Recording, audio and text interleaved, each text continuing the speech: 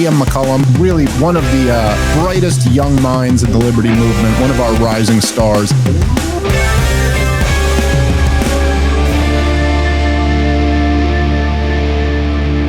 Hey everyone, and welcome to another episode of the Liam McCollum Show. Today I'm going to be doing something a little bit different. I'm going to be reacting to Jordan Peterson's most recent appearance on the Joe Rogan Experience because Jordan brings up the Dave Smith and Douglas Murray debate that also happened on Joe's podcast. And since I am a fan of both Dave and Jordan, I felt like it might be interesting to just play through some of that and react to it. But Jordan is getting to the question of how Joe and just decentralized media in general should handle conflict and should navigate controversial topics. And it's really fascinating. Jordan says that he listened to the Dave Smith and Douglas Murray debate and thought that they both did well, which is great to hear. But then he has some commentary that I feel like might be a good thing to respond to.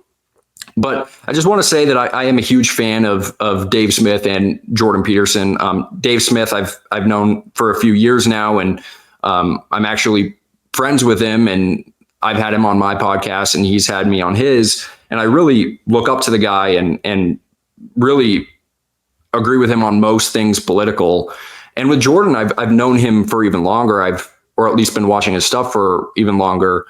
I was a huge fan of his in high school, and I largely attribute his work to, who I am today and a lot of the values that I hold. And his book, in particular, 12 Rules for Life, and then actually Crime and Punishment, which I read alongside it at his recommendation, is something that had a huge influence on me. And his biblical series is also something that impacted me greatly. And I think that he, in large part, is responsible for how strong my faith is today, even though Jordan himself doesn't identify as a Christian. And I do take a lot of qualms now in retrospect with some of his analysis, even though I really do appreciate the way his mind works.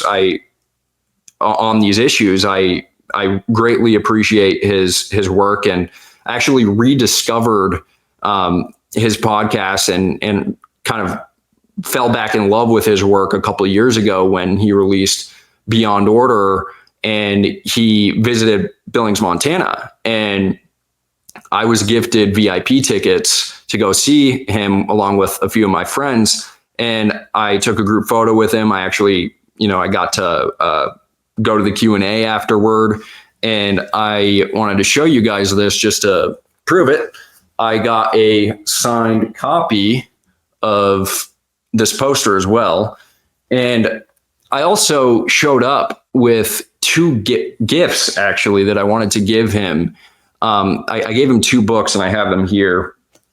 I gave him Scott Horton's Enough Already, right here. Highly recommend. And anyone who's listened to my podcast knows that Scott Horton is probably the most frequent guest that I've had on.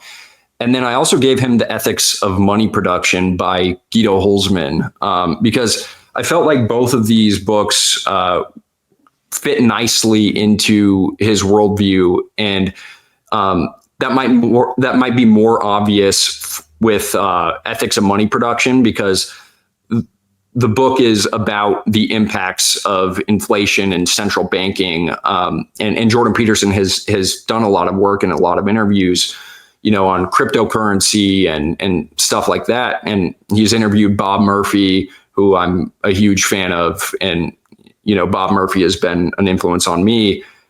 He's an Austrian economist who's done a lot of work on this.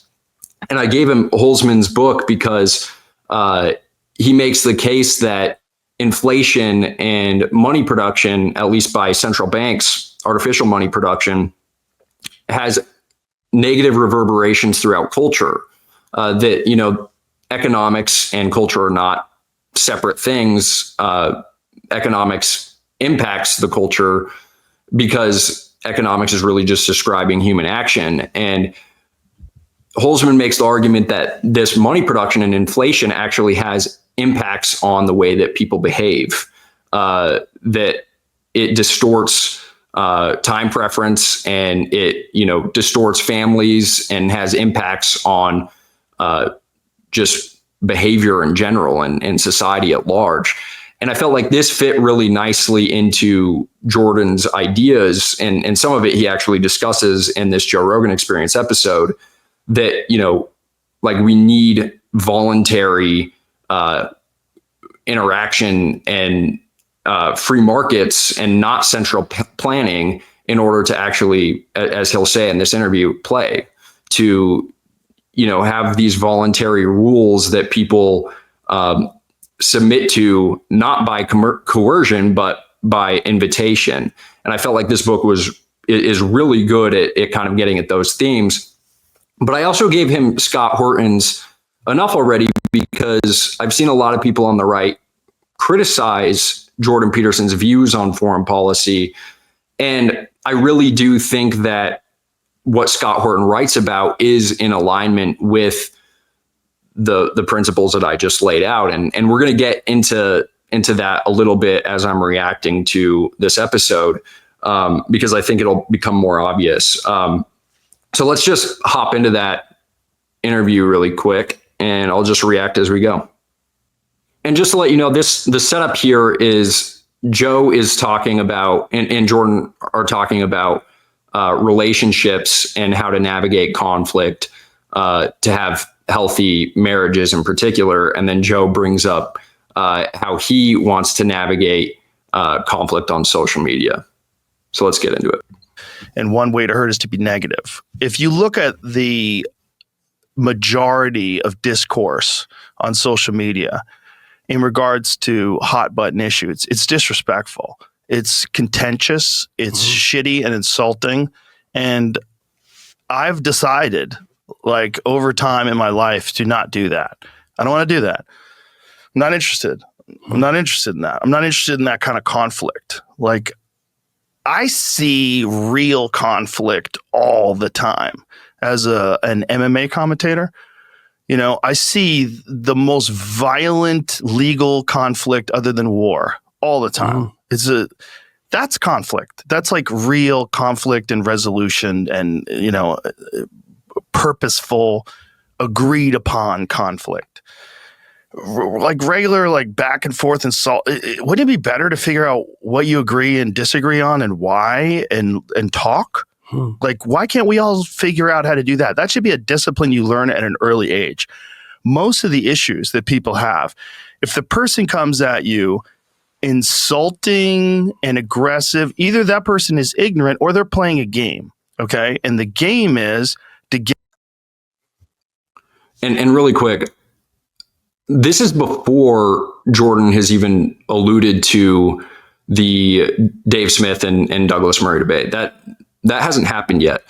And what I find interesting is the Douglas Murray and Dave Smith debate has been like all the discussion since it's happened on X. It's taken over media, and specifically these people in the quote unquote intellectual dark web, like Konstantin and Jordan and various other people, Douglas Murray, Ben Shapiro have and Dave Rubin have been reacting to it, and it's just been all the discussion.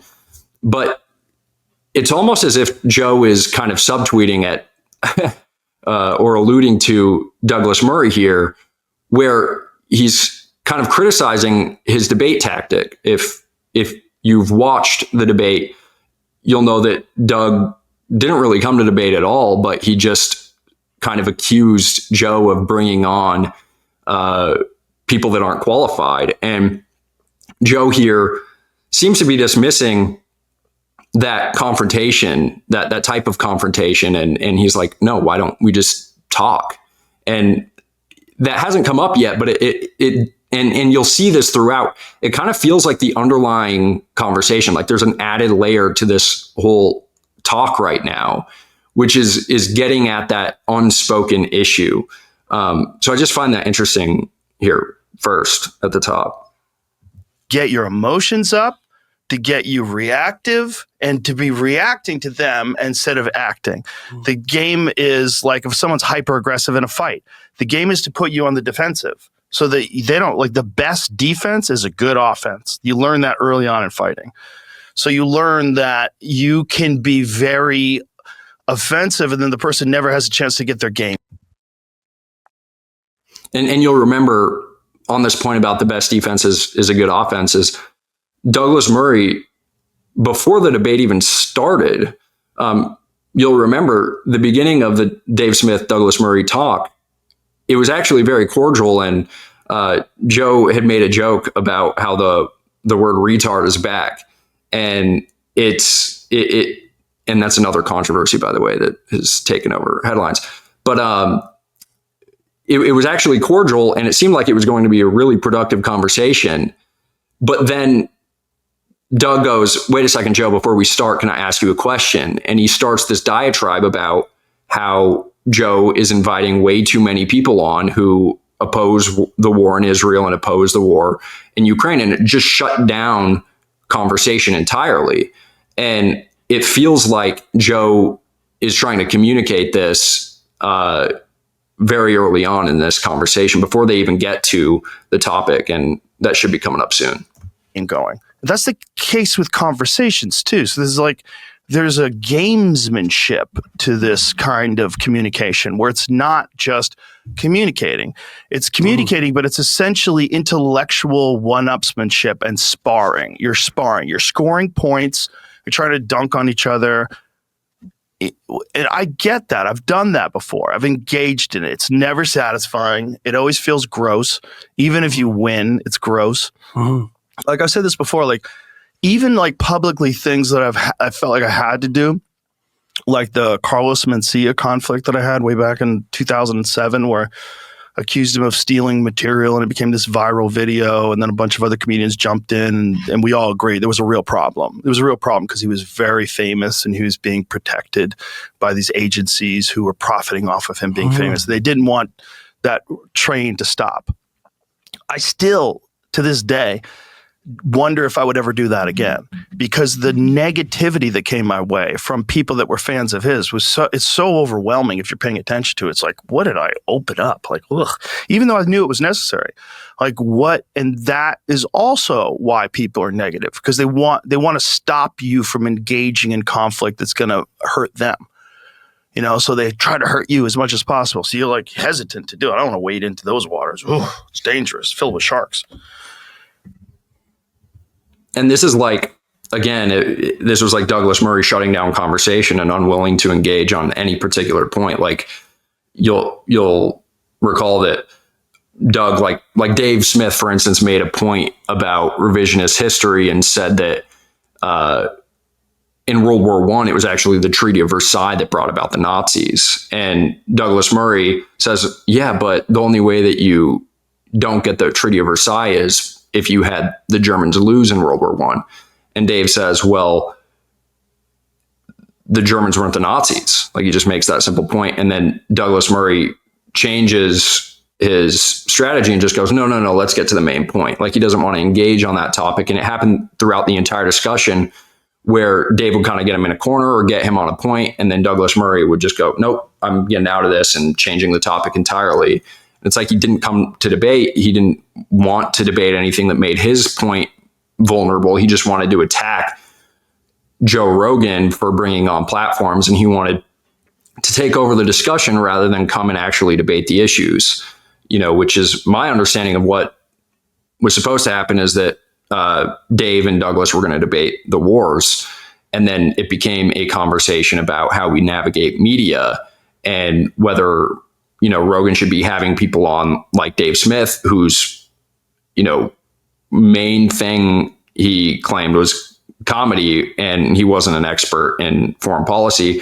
Like he was accusing Joe Rogan of bringing on non-experts, and that became the conversation because he didn't want to let Dave attack any of his ideas. He wanted to take over. And I think I'd be curious if Joe was getting to this, even though they hadn't even got to the discussion about the debate yet. Well, you could imagine, maybe, I think this is worth delving into in some depth. You could imagine that there's various ways of attaining status renown, reputation. Status isn't exactly the right word because reputation is better because you can have a reputation that you deserve, right? And so people do work for reputation, and all things considered, that's a good thing. Earned reputation. Earned is the reputation. best. Yeah. Earned reputation. Or Earned someone's valid truly reputation. unique. Whether Jordan, that guy, that's a unique human being, and that's a real reputation. Right, Yeah, that right. kind. Okay. That's so, what people want. Right, right. And it's also, there isn't anything more valuable that you can have than that. Not even close. This is why, by the way, this is very cool. It's a bit of an aside, but it's worth bringing up. In the Gospels, Christ tells people to store up treasure in heaven where it doesn't rust, where the thieves can't steal it. That's reputational treasure, right? So the idea is that if you conduct yourself impeccably, you'll develop a storehouse of reputation that will withstand all catastrophe. There's no place you can put your wealth that's more effective than that. It's the least violatable place. And that's right. It's. And this kind of gets to what I was saying, that I have some qualms with his analysis now as a Christian. I think, and this is besides the point, but I did want to just bring it up, and maybe I'll get into this at another point. But like Jordan kind of making the Bible out to be a symbolic story, that you can take away like life lessons, or like, Jesus is just an archetypal figure, rather than that story quite literally just being about, eternal life and how Christ, sacrificed himself so that we could have eternal life, that we could have treasure in heaven. He kind of brings it down and makes it more of like a worldly issue.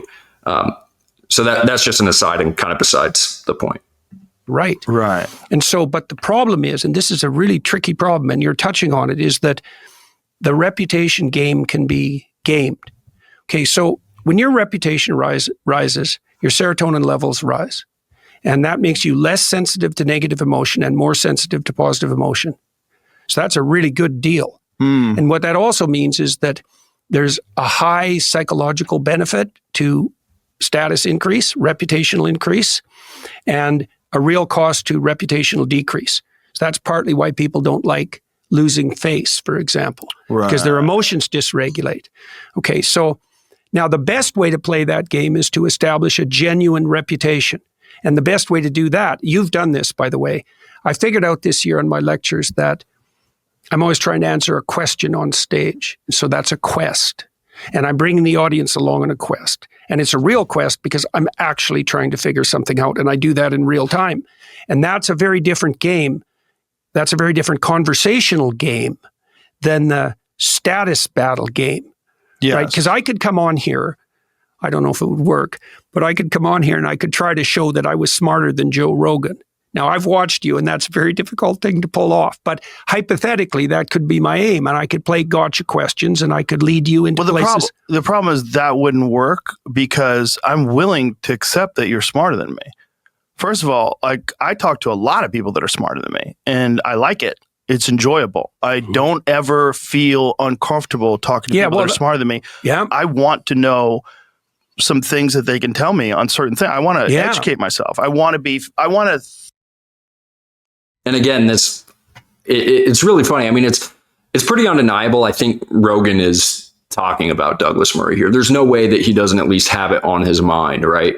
Because it's been the controversy of the time, and he also mocked Douglas Murray without naming him when Tim Dillon was on as well. So everyone's takeaway, at least that I've seen, has been that Douglas Murray didn't come to debate, and then he just came to criticize Joe for the people that he was having on his show. And in a way, I mean, like Jordan, without realizing it, he's very right about Douglas's tactic and how there's this gamesmanship that is actually destructive to someone's reputation. I mean, I really appreciated Douglas Murray's work before that debate, and I actually thought that it was going to be Dave's hardest debate, that Douglas would be one of the more sophisticated people.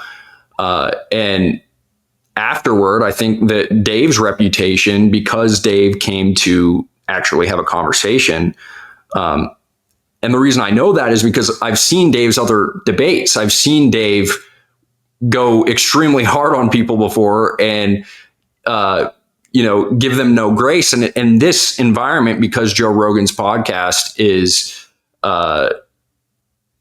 more conversational, you can tell that he really tried to have a conversation and held back because he was hoping that at some point Douglas Murray would actually contend with the ideas. And that's because he was, respectful of the platform that Joe provided. And I think that the reason that Dave and Joe have been so successful is because they are extremely open and honest, and they're people. Like Joe doesn't come out and say that he's an expert. He's just a person, and people like to relate to the fact that he's just a normal person who has normal interests. And he's a curious person. And Dave Smith, it's the same way. Like, Dave just gets on his podcast and he just reacts to things, and you can tell that he's kind of thinking extemporaneously, and it's not like what, Douglas Murray does is he writes pieces. He's a journalist, and he doesn't do a lot of long form, talks. I mean, I guess he goes on like platforms like Joe Rogan's and stuff, but he just does a different thing that people don't really do, or people don't really like interact with the same way anymore. People like Joe Rogan, and he has the biggest platform for a reason, and that's because he's just willing to have long form conversations that are extremely open. And I think part of the reason that Douglas Murray reacted the way he did, and why a lot of the people that are on Douglas Murray's side react the way they did to that debate, is because they're upset that old conventions, that old media, that, are institutions filled with the old guard, are losing trust with people because, and they're really upset that normal people like Rogan and normal people like Dave are gaining a larger audience, because they're like, well, I put in all the work. I went to school and got the degree and did all of this, and I deserve it. But it's like, times are changing, and people like honesty, and people like, long form discussions and conversations, so that people come off as authentic. And I think really what we're seeing is a revolution in that, and that Joe is the archetype for media, and that, presidential candidates are going to have to come on Joe Rogan's podcast in the future, or other podcasts in the future, because we're going to demand authenticity. But yeah, let's get back into it. That was a long rant. See how their mind works. I want to be blown away.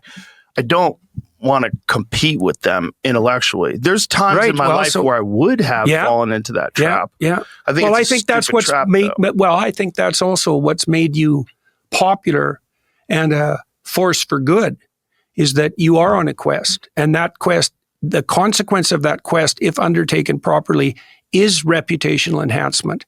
And people who can't or won't do that, they default to power games.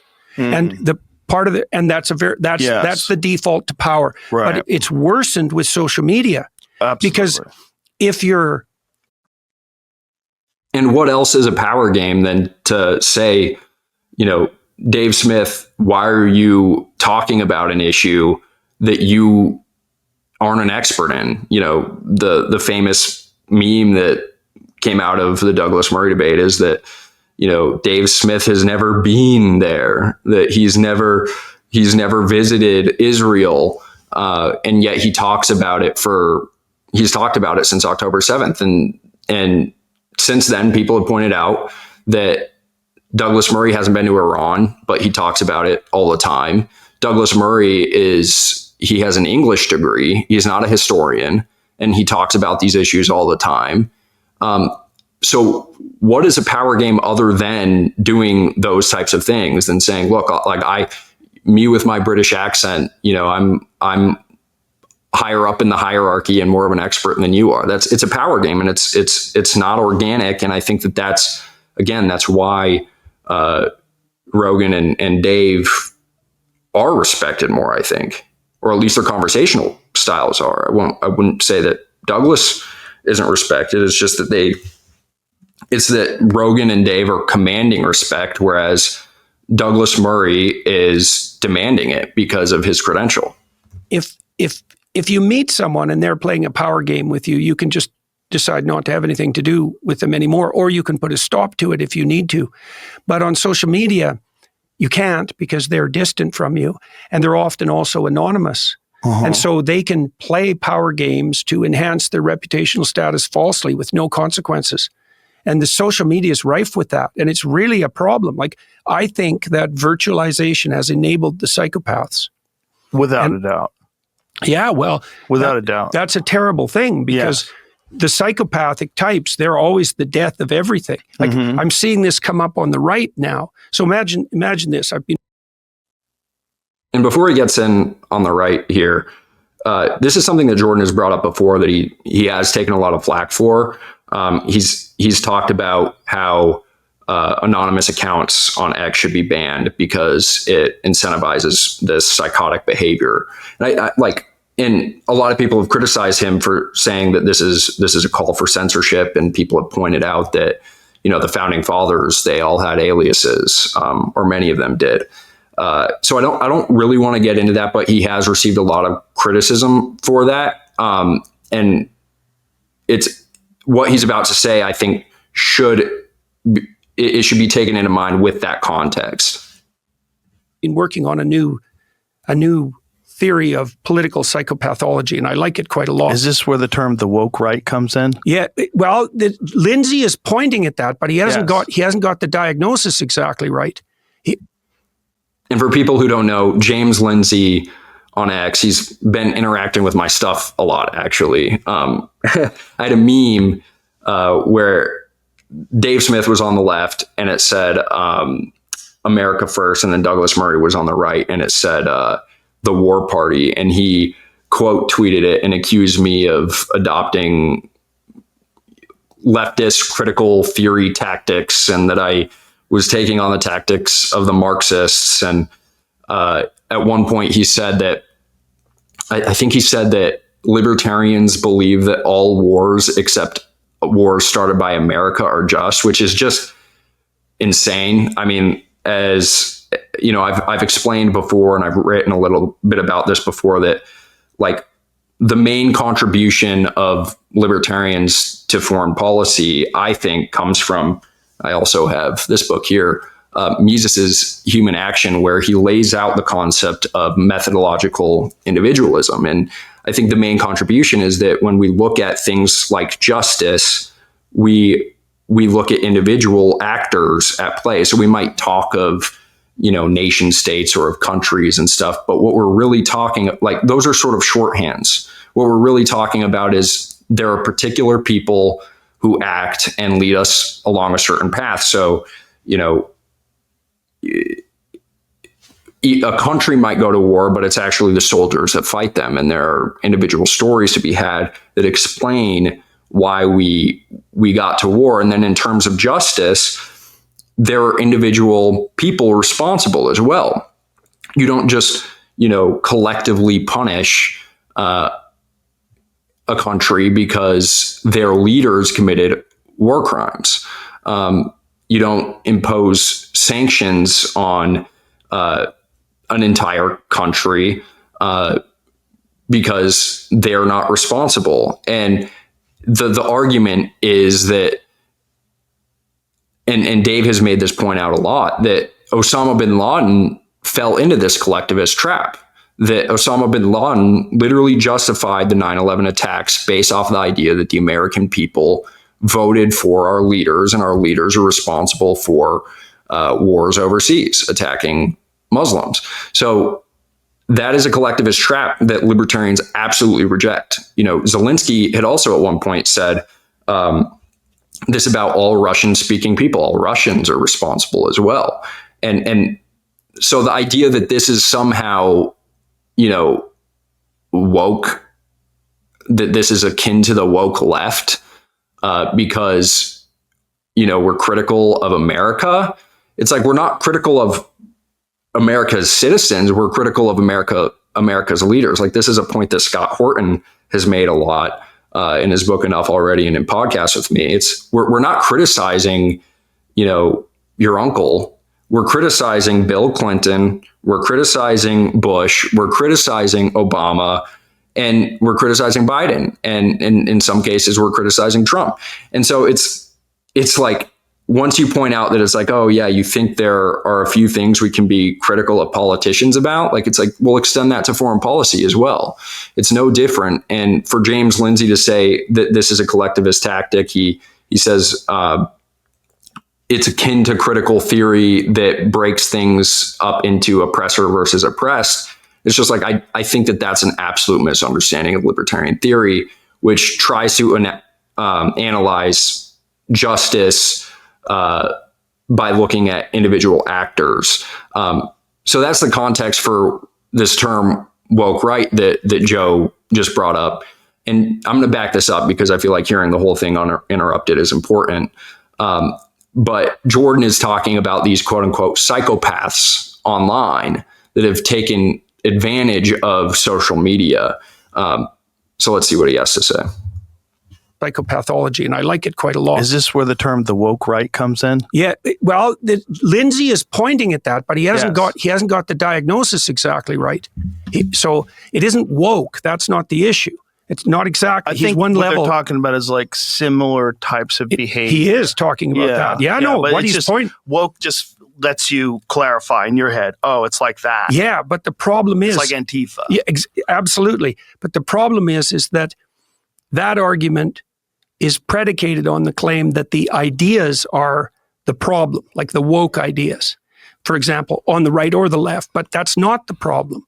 The problem is that 4 to 5% of the population, something like that, is cluster B, that's the DSM-5 terms, histrionic, narcissistic, antisocial, psychopathic, or they have dark tetrad traits. They're Machiavellian, they're sadistic. That's about 4%. Okay, so the question is, how do these people maneuver? And the answer is they go to where the power is and they adopt those ideas and they put themselves even on the forefront of that. Right. But the ideas are completely irrelevant. Right. All they're doing is they're the Pharisees. They're the modern version of the Pharisees. They're the people who use God's name in vain, right? As they proclaim moral virtue. Yes. Doesn't matter whether it's right or left or Christian or Jewish or Islam. They invade the idea space and then they use those ideas as false weapons to advance their narcissistic advantage. Yes. And so So this is also related to another internet controversy that's been going on, which is the Christ is King controversy, where people like Jordan Peterson have accused others of weaponizing the term Christ is a King. Specifically, he's accused Candace Owens of doing this and Nick Fuentes of doing this, where he in a sense says that they're not actually Christians, they're Pharisees who use moral superiority and certain phrases and identities like Christ is King as a weapon when they really don't actually believe this. And it's really interesting because he's describing this without naming names. He's just saying all of this stuff. And again, it's like subtweeting or alluding to people without mentioning their names, which I find to be interesting. And I think the problem here is, again, a similar problem that happened in the Douglas Murray and Dave Smith debate, where Douglas Murray just begins by saying that Dave Smith and Daryl Cooper, another guest that Joe has had on, are irresponsible and are, what was the phrase that Douglas Murray used? They're watering fertile ground by flirting with certain ideas like World War I and World War II revisionism that lays the fertile ground for anti-Semites. And then when Dave said, well, how can you, or Joe said this too, how can you possibly listen to Daryl Cooper's stuff and conclude that he's an anti-Semite, people will resort to internet reactions and they'll say, well, they're sort of responsible for the people that listen to them. I mean, do you not have a responsibility to those people to ensure that they don't act a certain way? And they kind of point to, like, if a person has a certain kind of audience, maybe that says something about the person as well. And I think that that's just a stupid argument. I mean, I would never attribute the worst of Jordan Peterson's listeners, and because obviously, like, I'm a listener of Jordan Peterson, but I would never attribute the worst of his followers with him. That makes no sense. Then you have the problem, and the right's going to face this more and more, particularly because the left had to face it when they were in powers. Yes. How do you identify the psychopathic parasites, 4% of the population, who are clothed in your clothing and Right. waving your flags, Right. but who are only in it for narcissistic benefit? You know, the people who... And I think, like, this is actually somewhat of a valid point. Like, it is totally possible that, you know, the way I see it is this can occur on both sides. This can occur on both sides of any conflict. Let's say the Russia-Ukraine conflict. There can be people on the side who are non-interventionist, who really are, well, okay, fine. This works best with the Israel and Palestine issue, where you have people who are non-interventionists who, you know, do not believe that Netanyahu is the best leader for Israel, that he has given advice to the U.S. to go into Iraq, for instance, that has just been disastrous, and that his policies toward the Palestinians has not been great at all, and that it's been just absolutely devastating, and it's been rife with human rights violations. I think you can have people in that camp that are reasonable, and I would hope that Jordan Peterson would be able to concede this point, that there are people in that camp that are legitimate, but that, again, as he said, these populations that are only 4% of the population, as he puts it, that's not a lot of people.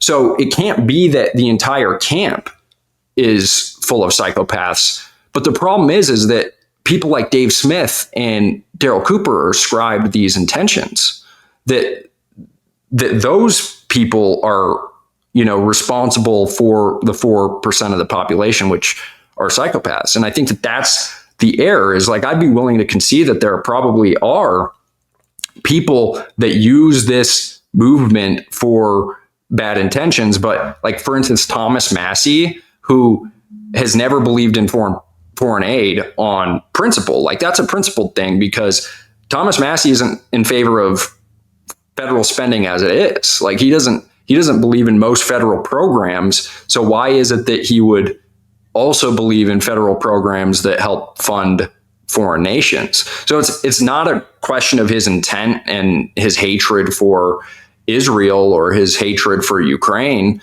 when he opposes these things. It's just that he has principles that go above, you know, the merits of the conflict itself and supersede.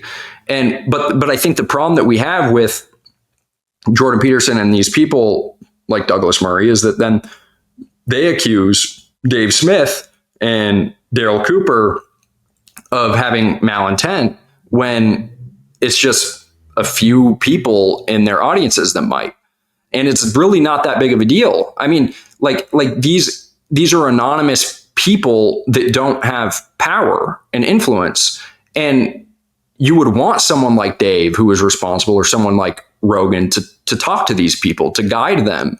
But instead, I think what they're doing, like Jordan Peterson and what these people are doing by saying that terms like Christ is King are radioactive and you shouldn't say them, is they're actually encouraging these psychopaths and giving them ammunition and currency, right? It's like this, like, we've known this about the right for a long time, about the new right, especially the young right. They do not care about cancel culture. They do not care about word policing, and they're actually kind of encouraged by it. And they feel a thrill And that I will agree, like social media produces those incentives. I absolutely agree with that. But to ascribe those intentions to the full camp, the camp of people who are non-interventionists, I think is the problem here. It's the disconnect, and it's the unspoken thing that, I mean, Jordan is obviously alluding to these people, but he's not saying their names.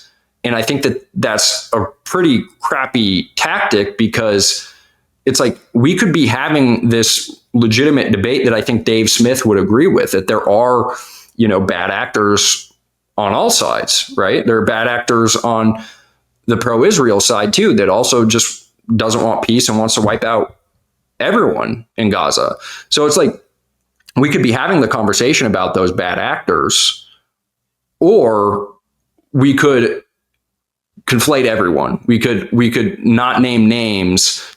So really we're talking about people like Dave Smith and Daryl Cooper, but we get to hide behind the fact that no, what we're really talking about is these 4% on social media.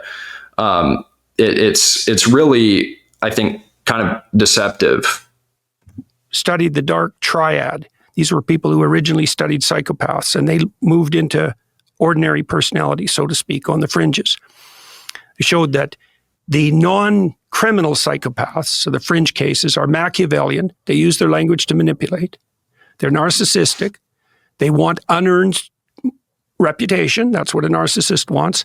And they're psychopathic, which makes them predators or parasites. Okay, that's pretty bad, those three things. But they had to expand the nomenclature after a while, because they found that they were also sadistic, which implied that if you're Machiavellian and narcissistic and psychopathic, you develop a sufficiently bad view of your fellow man that their undeserved pain is a source of pleasure to you. And that's what's being enabled online. Yes. See, because we've evolved real specific mechanisms to keep such things under control in face-to-face interaction. Lack of anonymity, for example, within a community. Psychopaths in the real world, they wander. They have to move from place to place because people who figure out who they are, and they're held responsible. They're particularly held responsible by men. But online, they escape from that. They escape from that protective. They escape from that system of constraints, and they have free reign, and they can find other people like them very rapidly, and they can gang together. Yeah. And so this is like, I can really see this starting to happen on the right. Like, I've been tracking psychopathic behavior on the right for probably 4 years, something like that, especially on the anti-Semitic side, because that's really where it reared its head first. And why is that? There's nothing more annoying than a successful minority. Right. Now, that's part of it. And I'm going to I might as well get myself in trouble right away, too. Yeah, for sure. Well, this is a real subject. Well, so it's a real terrible subject. It's interesting because if you don't criticize it enough, you're compromised. If you criticize, it's like when it comes to anti-Semitism, like it's one of those things where you can't separate. It's a religion, and it's also a race, and it's also a government. Mm-hmm. That's where things get weird. Right. And then there's also the concept of intelligence agencies and compromise that also gets attached to it, the manipulation of world markets and money, and there's a lot to unpack. And then there's regular Jewish people have nothing to do with that. Well, the Jews, too, they're very successful. Yeah. And so what you would expect from a purely statistical point of view is you'd expect them to be overrepresented at the extreme. They're also a walled garden, right? Meaning it's very difficult to join. They don't proselytize. They don't try to get you to join. Right. And they're all very tightly knit. They call themselves the Klan. They're all like locked in. The Jewish Klan, not KKK. The problem with that term has been compromised by the Ku Klux Klan. But I mean it as terms of tribe. Well, community. Yeah, community. They're very tight knit in that regard. They stick together. Well, and if you understand the history, obviously, of Nazi Germany and of persecution in Eastern Europe, you have to. Yeah, of course. Yeah, well, all these complex things are multidimensional. This is interesting just because I don't think Daryl Cooper or Dave Smith would disagree with anything that Jordan or Joe just said. And I think that this goes to the main point that Joe was trying to make to Douglas, which is if you would actually listen to Fear and Loathing in the New Jerusalem, Daryl Cooper's series on the Israeli-Palestinian conflict, you'll see that he makes an extremely convincing case about why the Jewish people felt like they needed their own home after pogroms in Eastern Europe and after World War I and World War II, when basically all the great nations, all the great countries carved up the world and drew new countries on a map, and nationalism had taken over the world. It was understandable why the Jewish people would want a home. And the whole point of his podcast is to make a sympathetic case for why, and really just an objective case about the motivations on both sides of the conflict. So I just think it's worth pointing out here that I don't think that Daryl Cooper and Dave Smith would disagree with anything that was said here. I mean, I watched your whole conversation with Douglas, and I thought you guys did a very credible job, all three of you, of navigating. It's really funny here because he mentions he doesn't mention Dave here, and I when I first listened to this, I was like, oh crap, you too, because Ben Shapiro, of course, he played that video of Dave Smith and Tucker Carlson, but just refused to name Dave. He called him a comedian, but thankfully later on, Jordan does say Dave, and props to him for saying also that all of the three of them did a credible job, because I wouldn't have expected that. Navigating unbelievably choppy waters. So that's the first thing I'd like to say, because one of the things I was trying to figure out when I was watching that is, do I think I could have done a better job of any of you? And I certainly didn't walk away from it with that idea in mind. But then underneath all that, I thought there's a really unbelievably tricky problem here. And I think that's why it's made it poked up into, well, you also set that conversation up, but it poked up and made itself manifest in that conversation. And the issue is, how do you identify the psychopathic pretenders? And it's even worse now, and then make a barrier, right? Now, the right was calling for the left to do that for decades, and they didn't, and they couldn't. And the left is not good at drawing barriers, partly temperamentally. The right is somewhat better, but there's no shortage of monstrosity there. And so then the question is, how do you draw the line? And that's kind of what I was, because I've been watching these right-wing, they're not right-wing, these psychopathic types manipulate the edge of the conservative movement for their own gain. And a lot of that's cloaked in anti-Semitic guys. There's plenty of anti-Semitic. So, okay. So he's talking about how the psychopathy appears mainly on the right through anti-Semitism.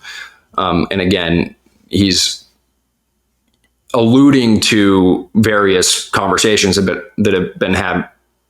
have been had on social media about, like, the Christ is King controversy with Candace Owens and stuff like that. And I think that the problem I have with this is, I don't think that the definition that he put forward for these psychopaths, earlier he said they are Machiavellian. They have Machiavellian traits, and they sort of like put on a cloak to take advantage of certain movements for their own personal gain and for these, basically power moves. I don't think that this is limited just to anti-Semites on the right. I think that the problem is that this Machiavellianism appears on all sides throughout the political spectrum. And my personal concern is not with anonymous people online who don't have power, because all they are trolls. And if you don't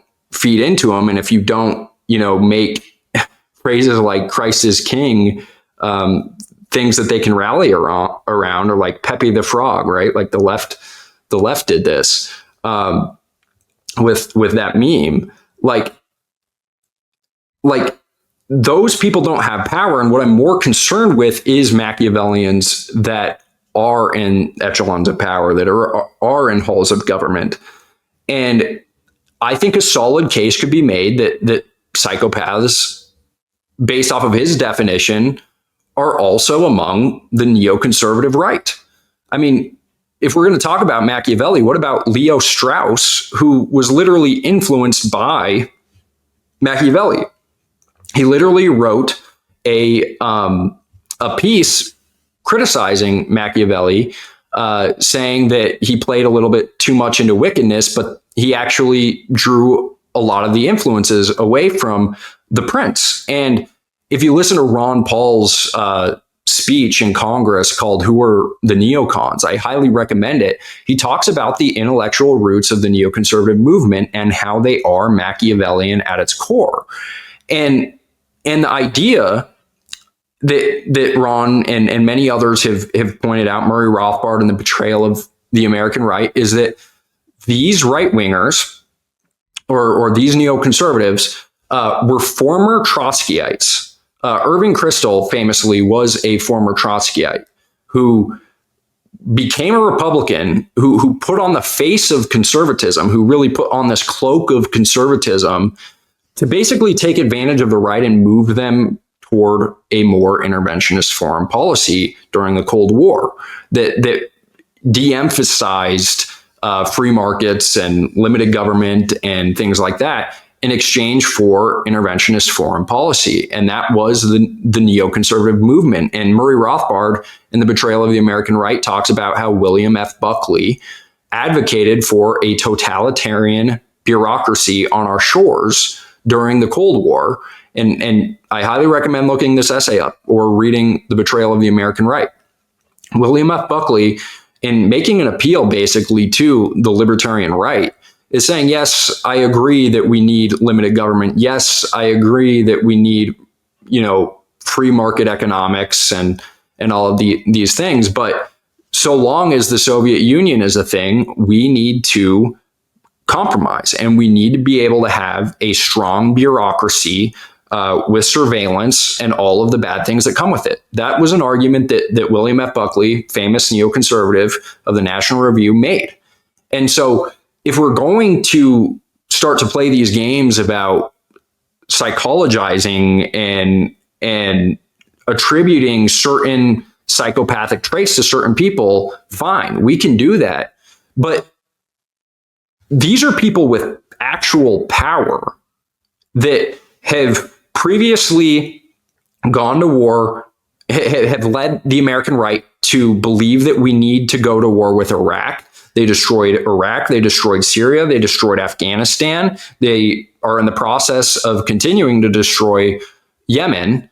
And now they're saying, after all of that track record, that we need to go to war with Iran as well. And I find it extremely insulting that people like Thomas Massey, Dave Smith, people like myself who don't want to spend more of our blood and treasure on another war after the suicide rates, after being more than $35 trillion in debt in the United States, having significant inflation, that I detest the idea that people like Jordan and people like Douglas Murray are flirting with, which is that if I hold that belief that I don't want to go to war with Iran, I'm somehow also an anti-Semite, because that's the problem that these people are. That's the game that Douglas Murray is playing. And I think Jordan Peterson is kind of flirting with it too, where he's attributing the psychopathy that I will concede, maybe 4% of the population are psychopaths, and maybe they do take advantage of certain movements. They glob onto certain movements like the non-interventionist right, and they use it for their own aims. The problem is when you group in people like Thomas Massey with the rest of those people. That's a terrible tactic, and it needs to be called out. And I just find it insulting. And further, my point isn't to set guardrails on the neoconservatives. My point isn't to say, oh, these are psychopaths and they want to destroy all of these countries. They want to weaponize the American foreign policy for foreign policy, or American government for foreign policy aims.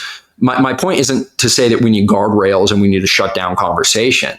that isn't my point at all. My point is actually that we need more conversation and that we need to go on platforms like Joe Rogan's so that they can be exposed, because I do believe sunlight is the best disinfectant. And this is a belief that the intellectual dark web, like Jordan Peterson, Ben Shapiro, Dave Rubin, and all of these people used to stand by. Again, with Bill C-16, when Jordan Peterson was being accused of being all of the things, he was being accused of being sexist, a transphobe, and all of these things. People like myself, young right-wingers, rightfully saw that as extremely unfair and just not fair tactics at all, to the point where all forms of ad hominems have by my generation of young conservative libertarian minded people, people my age have totally written off any sort of tactic like that that focuses on intent, focuses on ad hominems. If I thought Jordan Peterson did a phenomenal job in the middle of the Bill C-16 controversy, and that's partially why I looked up to him so much. And I see what Dave Smith is doing as sort of a continuation of that, where it's like, let's not resort to calling people Hitler, which is exactly what the left did with Donald Trump. Let's not resort to that. Let's actually sit down and have a conversation. But now here we are in 2025, 10 years after the Intellectual Dark Web podcast that I remember very, very strongly. I remember listening to these at the time where people like Brett Weinstein and Jordan Peterson and all these people got together and said, we need to have free speech. Now they're getting together and they're wondering, and here Jordan Peterson is asking Joe where we put guardrails up. And it's like, that's just not Joe Rogan's shtick. I mean, he got big on inviting people on who made the case about flat Earth. And it's like, did that increase the popularity and belief in flat earthers? Maybe marginally, but it's like, we believe in the marketplace of ideas and the competition of ideas. And I mean, I thought that the intellectual dark web people did too, but it really does seem like Douglas Murray and Jordan Peterson are almost not trustworthy or almost not trusting their audience. They don't trust the people to hear information and sift it out. But it's like, that's how they got big in the first place. Like, that's how Jordan Peterson got popular, is that people like Joe Rogan brought him on in times when, like, the carnivore diet was treated as being ridiculous, or, in the midst of a culture where men were being treated as oppressors. Jordan was a very unpopular person. And now Dave Smith, whether he's right or wrong, is being brought on, and his eyes or his ideas are getting more exposure. And I think that we should let it play out. And I really wish that Douglas Murray would have actually contended with his ideas instead of tried to police who Joe Rogan was going to have on his platform. Semitism on the left too, by the way. So it's not unique to the right. Well, but particularly now. Yes, particularly now. Right. And so, you've let your curiosity guide you, your curiosity and your desire for knowledge, this quest, you've let that guide you as a podcaster. And by the way, I'm trying to work through exactly the same sort of thing. How do you know, given your radical increase in stature over the last 10 years, how do you know when your curiosity and even your skepticism about the fact that things aren't the way that people say they are, because that's certainly been demonstrated in the last 10 years, how should anyone decide what guardrails to put up? Like, what do you look for? Do you have a conceptual system? And I just find it funny here, because implicit in the question is the idea that he should. Like, that's a premise that Jordan Peterson has, is that there should be guardrails, that at a certain point Joe should turn down guests. And I'm sure maybe there is a point where Joe would be willing to do that. But in the context of foreign policy debates, I I find it really insulting, and it is disappointing because it's like I thought we all believed that sunlight was the best disinfectant, and that was the argument against this censorious left in the past. And this is again why the term woke right is ridiculous. It's like these are the tactics that the woke left, if you want to call them that, used against Jordan. And so it's kind of surreal to see. System worked out for that, like. What do you mean? In what way? Well, how do I look for in terms of people to talk to? Yeah. Because you have this insanely immense platform, and you're inviting people onto it. And you said to Douglas, and I know this. And it's like the argument that the left would make. It's like, especially during COVID, it's like Joe Rogan has a responsibility with his large platform to bring on, establishment people or to fact check, and he needs to hire fact checkers, or he needs to bring on Peter Hotez and to debate COVID. And it's this leftist tactic again of censoring and trying to filter out conversation.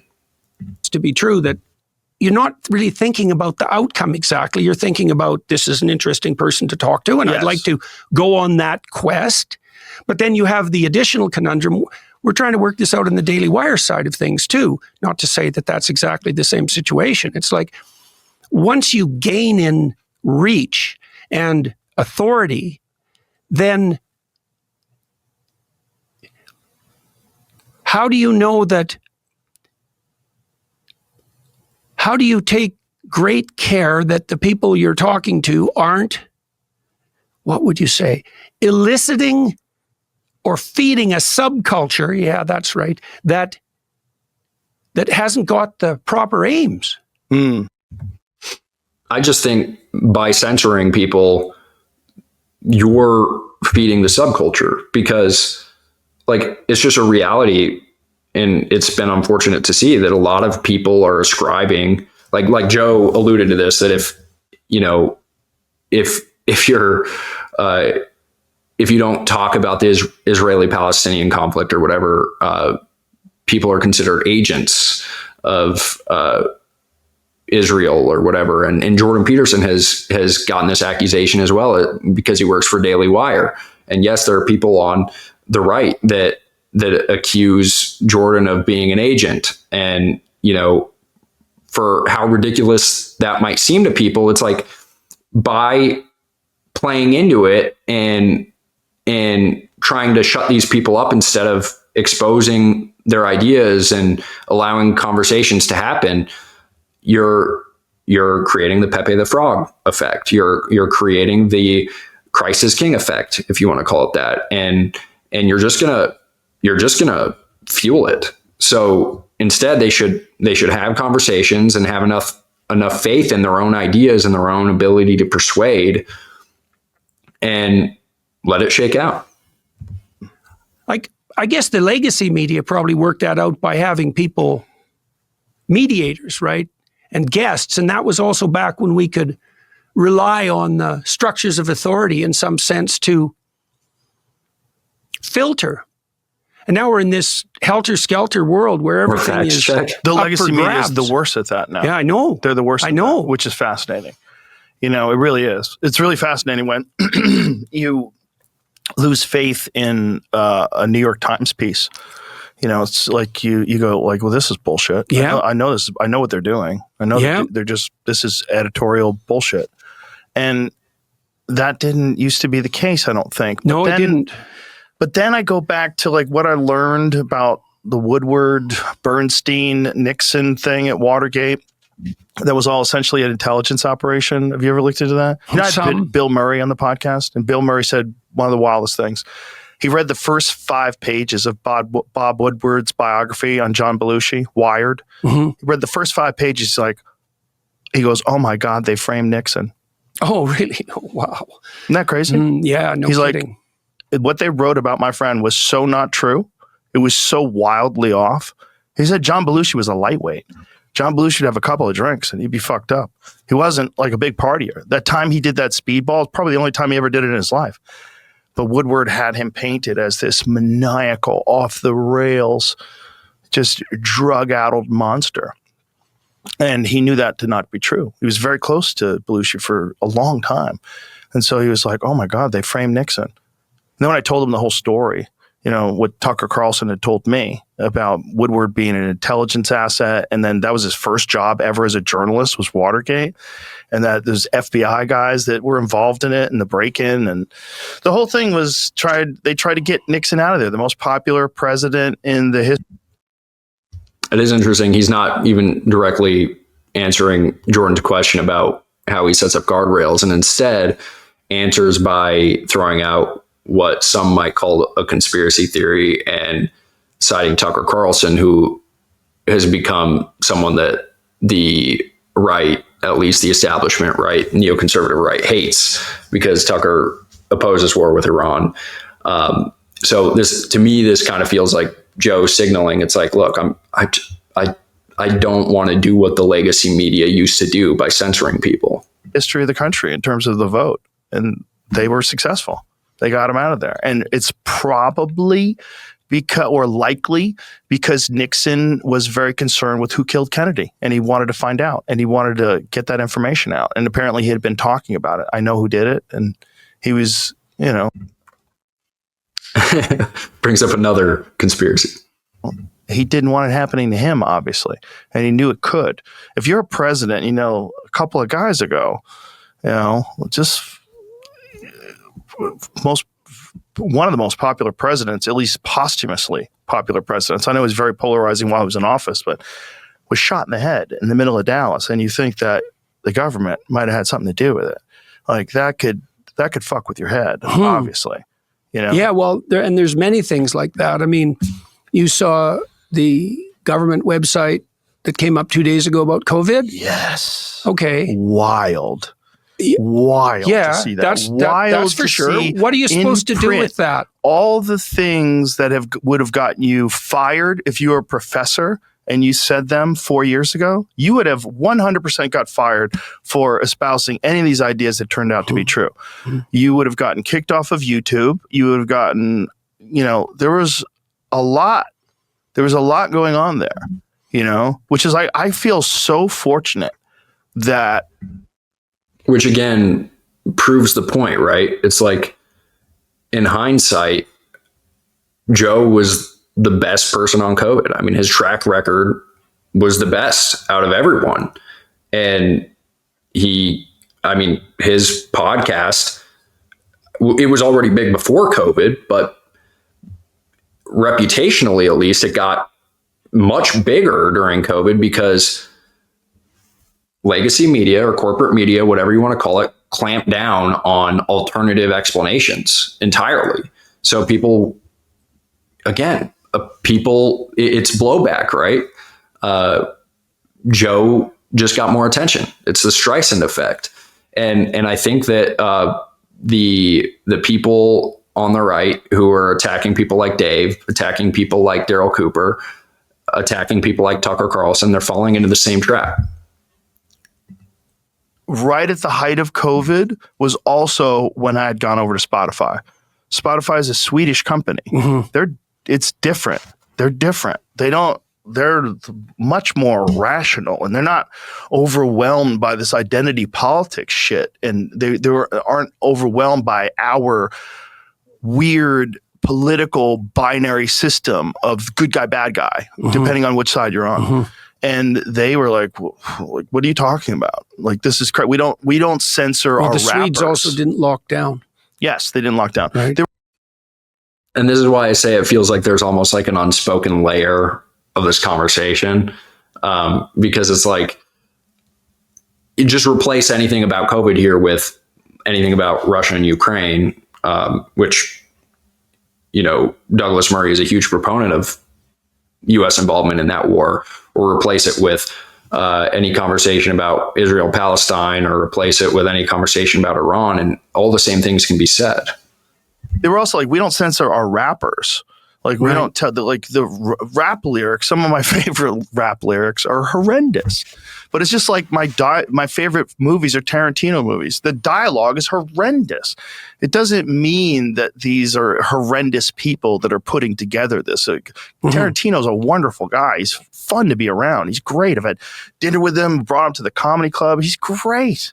He's not a bad person, but he is an artist and he's creating this thing, and this thing is going to show you aspects of humanity that you know to be true, but are horrific. That's the same with rap lyrics. It's the same with a lot of things. And Spotify's position was, we're not censoring. That's not what we're in the business of, like promoting art. Like we sell art and we're not interested in censoring art, essentially. And it turns out, luckily, we were all right.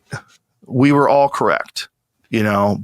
And now the government shows it on their fucking website, which is crazy. Have you seen it, Jamie? Yeah. Pull it up because it's bananas. And well, and look at this lab. Yeah, leak. right. I know. By the way,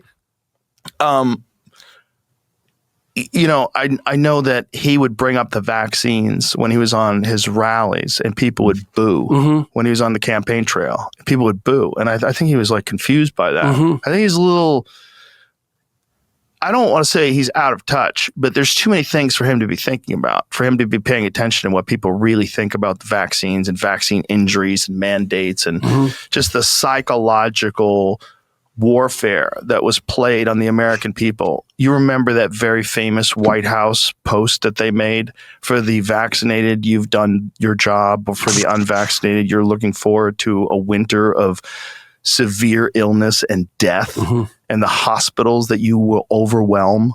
Like that was the White House telling you something when it was in Omicron by that point, which was like a cold.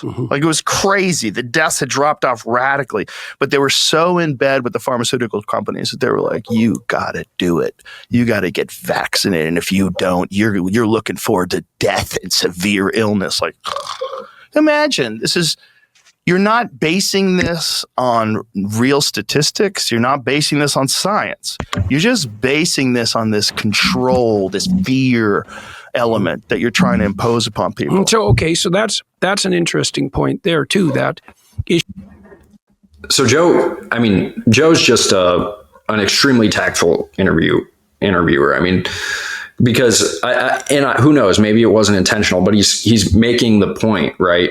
He's making the point that he was trying to make against Douglas Murray, and Dave Smith was trying to make, that like conversations are important because in hindsight, you know, the experts were wrong. And Douglas Murray kept saying that Dave Smith wasn't a foreign policy expert, but it's like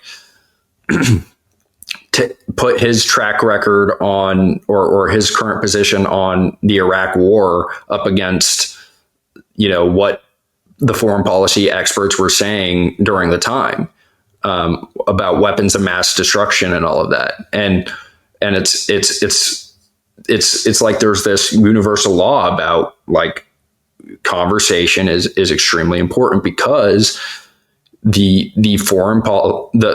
elites will always try to, you know, have their own narrative. And this goes to the importance of revisionism. And this is something that I talk about with Tom Woods on my most recent podcast with him. Highly recommend you check it out because he makes the case for revisionism. And it's that, you know, especially after war, tensions and emotions are still high. And the victors often write the story. And with COVID, you know, the journalists were writing the story in real time and they happened to be wrong. They happened to say that people who believed in the lab leak theory were racists. They were xenophobic because they were blaming China for it. And it's like, I mean, it's ridiculous. All of the what the establishment was saying about COVID was wrong, and the experts were proven wrong. So it's just another case where it's like Thomas Massie is considered an anti-Semite because he opposes war with Iran on principle. foreign policy or foreign aid to Iran. He disagrees with that on principle as well. And yet he's an anti-Semite. It's like, we should just ignore that. We should treat that as noise, just like we treated it as noise when Jordan Peterson was called a transphobe. Issue of control and fear. I started this. I was part of a group that started this organization in the UK called the Alliance for Responsible Citizenship. We had our second convention in November, which went very nicely, by the way. So you're doing like a positive counter to the World Economic Forum. Well, we have some rules. And one rule is you don't use force or fear, right? Use invitation. So can I tell you a story about that? Please do. All right. And then this relates back to what I was saying earlier about why I gave Jordan the books, why I gave Jordan Scott Horton's Enough Already and Guido Holzman's Ethics of Money Production.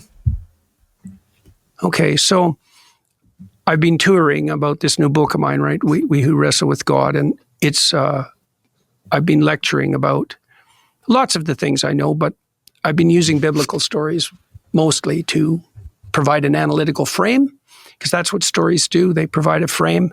And there's a great story in the continuing Exodus story, the story of Moses and the Israelites, where Moses has led his people away from the tyrant and away from their own slavery, because there's a dynamic in that story between those two things.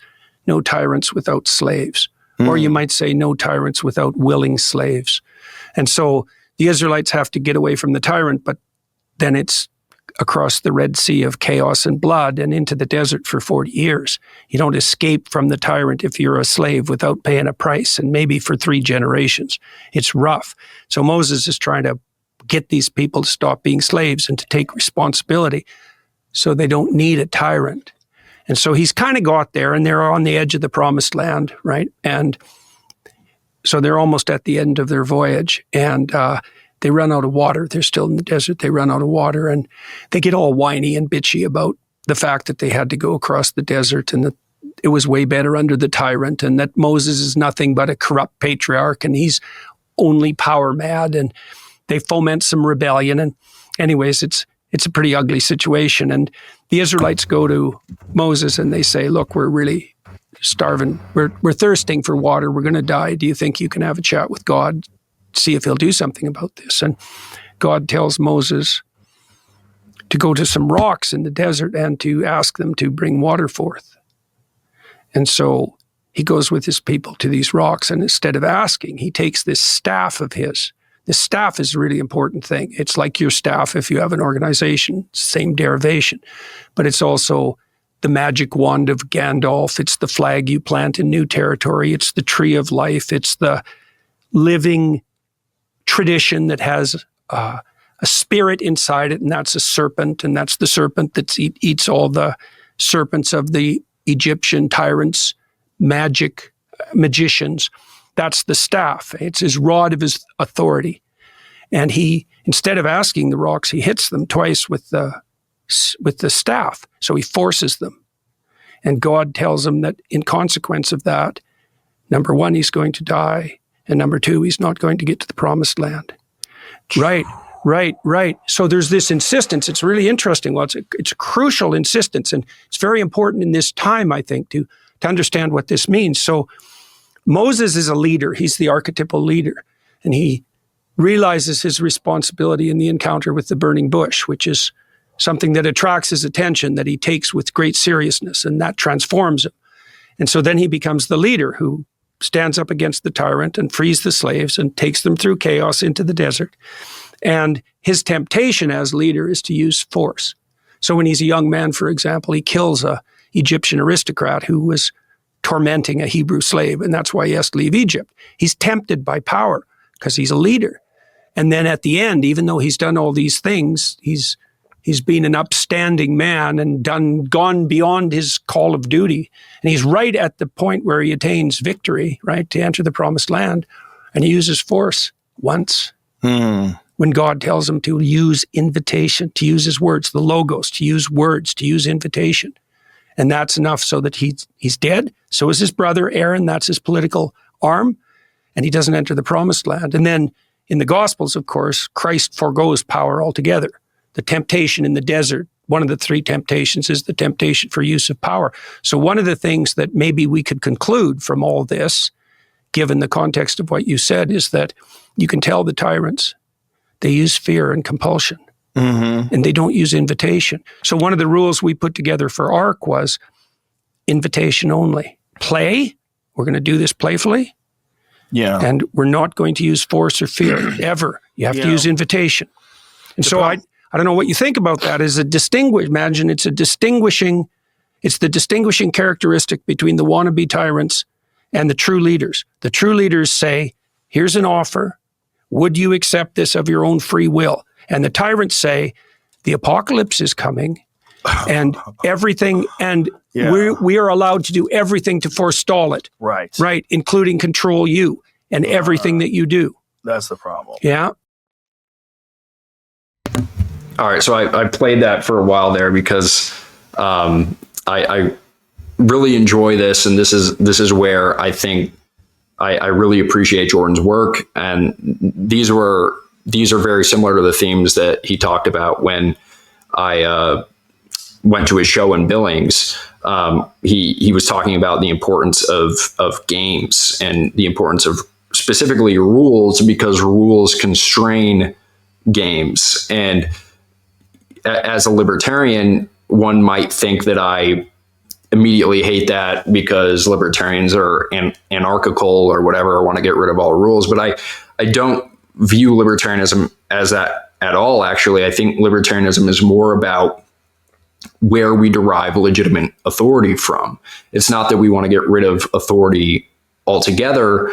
Is that libertarianism is really dealing with the narrow question of what a just legal system is based off of and where legal authority comes from. And I think what Jordan has laid out is a pretty good synopsis of my thinking on the subject as well, is that authority commands respect. It doesn't demand it. It doesn't force respect. It earns it. And the importance of games, he argued when he was in Billings, was that, or the importance of rules, is that it's collaborative and that it's voluntary. People agree to play the game. And this is there's some overlap here with a lot of libertarian theory, with like argumentation ethics, where, people voluntarily choose to communicate, and by debating ideas, they're essentially asserting that they believe in this, moral ethic of voluntary cooperation, and that's a huge simplification of it. But basically, I think Jordan is making a similar argument. It's like game ethics, or play ethics, you might call it, and I think again this relates back to the Douglas Murray and Dave Smith debate, and the conversation about foreign policy on the right, because I think he just explained that one of the tenets behind his Alliance for Responsible Citizenship is that legitimate authority is not based on coercion. It's based off of invitation. And he said, the tyrants use fear. They don't use invitation. And later on, he's going to talk a little bit about like central planning. And I want to play it some more too, without interrupting as much, because I actually do find the next few minutes of this really interesting and insightful. And he says like the tyrants, they use fear and the idea that the apocalypse is nigh to basically force power upon populations instead of invite people to accept their authority. And I really think, the reason I gave ethics of money production to him is because it's a really easy thing to see how the conversation about free markets and competition of money and, being able to have to be able to basically voluntarily choose which currency you use and have a competition of currency to get at sound currency or sound money. It's easy to see how that fits nicely in with what he talks about here, about how, we shouldn't force currency on people, or we shouldn't force unsound banking or unsound money or inflation on people. And I think Ethics of Money Production makes a really solid case for it. And I think Peterson would appreciate it. And I hope he read it. Who knows? He probably tossed it to the side. I know people have given him Human Action, Mises' Human Action. And I don't know if he's read that either. But the reason I gave him Scott Horton's enough already is because I also think his ideas fit nicely with a libertarian foreign policy as well. All that he has said about authority is very, very libertarian. It's all very libertarian. The idea that authority should be voluntary, or they shouldn't use fear and compulsion. But I think he should extend this thinking also to foreign policy and the so-called foreign policy experts that Douglas Murray wanted us to listen to. And I would just submit, before I play a little bit more of this, that the West really does not want to fight another war in the Middle East. It didn't even want to fight another war in Eastern Europe, even though the foreign policy experts tried to force this upon us. They tried to use fear, the idea that the apocalypse is nigh, the idea that Putin was gonna go into Poland and take over Europe and reconstitute the Soviet Union. All of these things, they were just ridiculous. They tried to use fear mongering to manufacture consent. And I wouldn't say that is the type of leadership that Jordan Peterson is laying out here, by saying that, we need to shut down conversation and, we need to use invitation. The way you use invitation is to go on platforms like Joe Rogan and make your case. And, on this point about voluntary authority, is foreign aid voluntary? Or, Ron Paul said that foreign aid was taking from poor people in rich countries and giving it to rich people in poor countries. And I think you can extend that with all forms of foreign interventionism that require inflation, that require the Federal Reserve and the central bank and the devaluation of your dollar to fund these wars, or to fund and finance these wars. It requires theft. And that is force. It is for people aren't voluntarily choosing to fund these wars or voluntarily choosing to fight them. Zelensky is still drafting people. And so I don't think the foreign policy establishment aligns with what Jordan Peterson is laying out here as his vision for legitimate authority. And, I would just ask, is using force through regime change, like through a regime change operation in Iran, is that the path to peace? Or could we command authority through the invitation that's implicit in free trade, or the invitation that is implicit in trying to export our ideas or export our culture through trade or through media like Joe Rogan's podcast? And perhaps that's the best way forward, that we shouldn't use foreign policy leaders, shouldn't try to propagandize people and use fear mongering in saying that the end is nigh, but they should actually try to lay out the case for war. So I'm just going to play a little bit of this because he talks about tyrants, and they talk a little bit about climate catastrophists and climate alarmists here, and specifically people who are saying that we need to worry about climate change in Canada. And I just want you to listen to this for a while, and then we'll cut it off, because everything that is said here about tyrants, I think, could just be replaced with foreign policy experts or neoconservatives. Whatever word you want to be used could be substituted for all of the people he's describing here. So let's just listen to this for a little bit, and then we'll call it. Right. And that's how they get people to fall in line. They fall in line through fear. Yeah. Yeah. Well, fear and force. It's like also, you have to do this because the apocalypse is looming, which is always in a way true. Always. There's always an apocalypse of one form or another looming. The question is, what do you do about it? And terrify people and compel them. Anywhere in the world right now, right? You might be experiencing the apocalypse right now if you live in Gaza. Yeah, you might be experiencing the apocalypse right now if you're in Yemen, if you're a Houthi, right? The end of the world is always coming. Mm-hmm. Right. And for you, for me, for everybody. Yeah, right. So you can always look into the future and conjure up an apocalyptic scenario. And maybe even that in itself isn't a sin, although I think it is. There's another. But if you then turn to fear and compulsion as your means of governance, then you're a tyrant. I don't care what your excuse is. It has to be invitational. That's when it gets scary, when you see governments. It's funny because I think that, like, Joe is in agreement, but for different reasons. Like, it's like almost like they're hearing the same words, but they're coming to different conclusions. Because, like, I think Jordan Peterson, I would assume that Jordan Peterson aligns with Douglas Murray on the issues of Gaza and Yemen.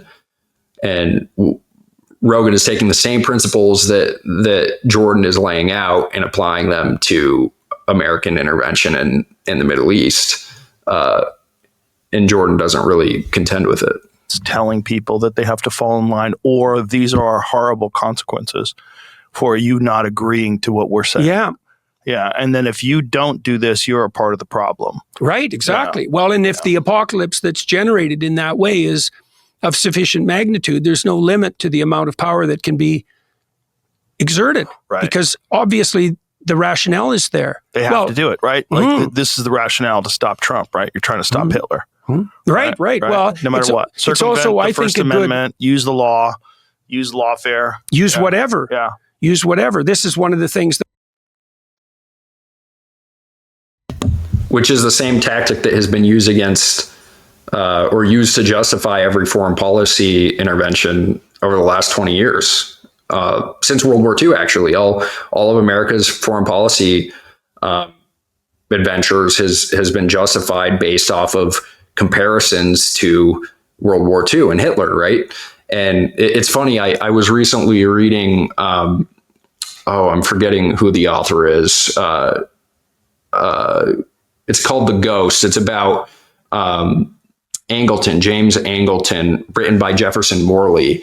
And he points out that Curtis LeMay, during the Bay of Pigs scenario, said that JFK's appeasement to Castro was similar to Neville Chamberlain's appeasement to Hitler.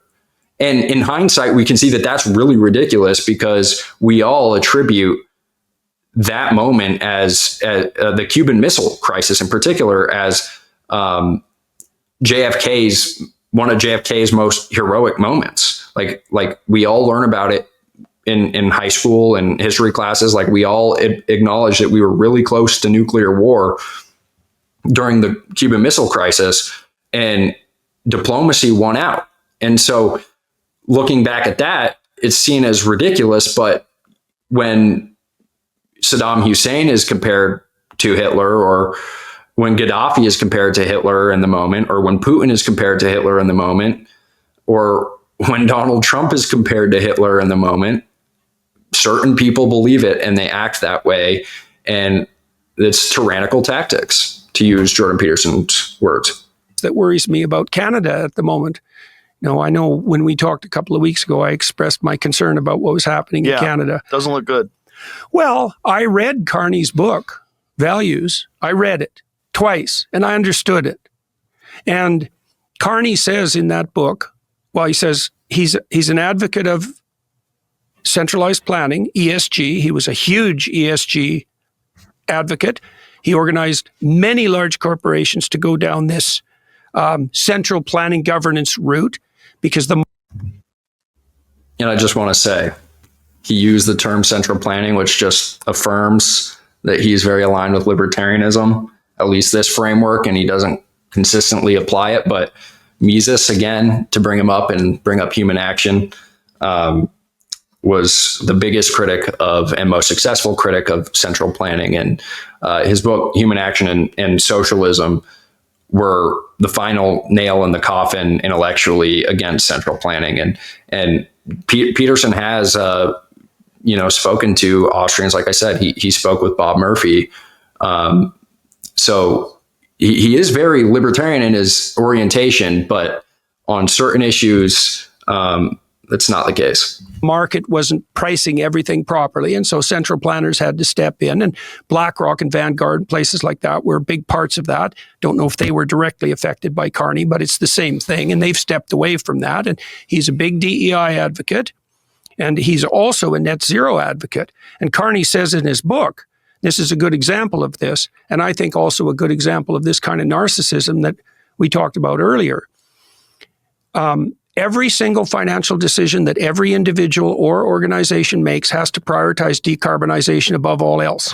Or else, and there will be many, he doesn't say casualties, but he implies that, there'll be many who pay a price along the way, but it's necessary, because you can't make an omelet without breaking a few eggs. And then he said, which is the same justification for all wars that use collective punishment, right? And it's like, civilian casualties, it's just the consequence of war. We can't use individual or methodological individualism to go after the individuals responsible for the war, as countries have done in the past with like special operations to go take out the actual leaders responsible for conflicts. Instead, we're just going to, bomb entire buildings, and it's insurgent math, right? That doing that, killing civilians, just incentivizes the other side. Is a recruiting mechanism for the other side, and that's a point that Dave Smith's been making a lot. Was that that these wars, whether you think or no matter who you think is on the right side, it's like our involvement in them just creates more enemies for us.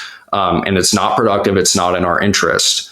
And they use this, the foreign policy experts, they use this idea that we need to crack a few eggs to create an omelet to justify all conflicts. And civilian casualties don't matter because it's war, and somehow the rules are different during war. As 75% of the world's fossil fuels have to stay in the ground. And this is who Canadians are seriously thinking about electing, right? Why does he say the fossil fuels have to stay in the ground? Too much carbon. The real problem with that is the same problem with the COVID narrative, is that they don't allow any dissent. They don't allow any data that conflicts with the narrative. And they don't want to look at any possible, both of them are complicated. They're not similar in a lot, but there are, because they're top-down tyrannical tools. Using fear and compulsion. Yeah. So they did, during the COVID times, nobody wanted to look at any alternative treatments. They didn't want to look at health, metabolic health. They didn't want to look at any factors other than vaccination and compliance. With carbon, no one wants to look at, I'm sure you saw that Washington Post study of the last, was it 50 million years, the graph that shows the temperature of Earth. Have you seen it? We're in a cooling period.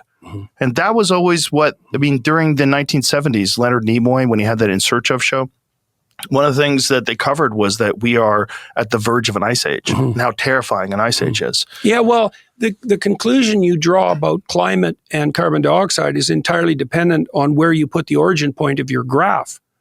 So if you go back 150 years ago, carbon dioxide has increased. If you go back 500 million years ago, which is quite a lot longer, we're in a drought, like a serious carbon dioxide drought. Right, and so, also carbon dioxide is the fuel of plants. Yes, it turns out that they like it. Well, the global greening data. Well, when say it, so people know it. Well, one of the things I learned as a scientist was that there's usually an explanation or two that accounts for a phenomenon so completely that almost everything else is noise.